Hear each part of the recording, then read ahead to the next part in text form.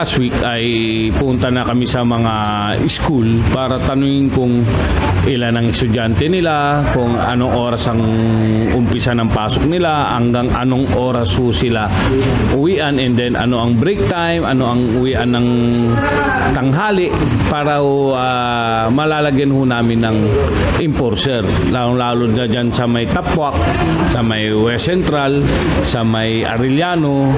Yan po yung mga kumbagang lugar na panay-eskwelahan po. Kaya po last week naka-ready na kami.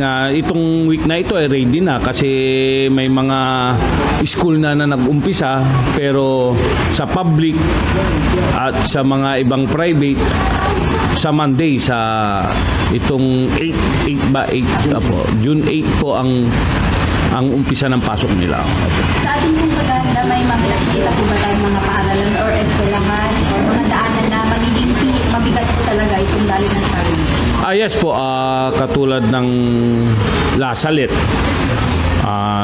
Siyang dyan sa Tapwak ngayon, siyang pinakamaraming elementary ngayon nakuha student, pero ang problema wala siyang parking sa baba, tapos hindi pwede mag 2 lanes, 1 lane lang, drop lang, umiikot lang. Kaya yun ang isang problema namin sa Lasalle. Diyan lagi ang may traffic namin, pero sandali lang naman. Within 30 minutes wala naman. Hindi naman totally nasa school, hindi po. Kumbaga sa Tapwak, 7 a.m.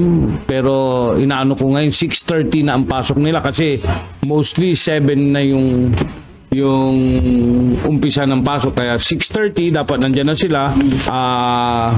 3, then 11 may darating na 3 again. Kaya overall dyan hanggang alas 4 ng hapon nasa 6 sila.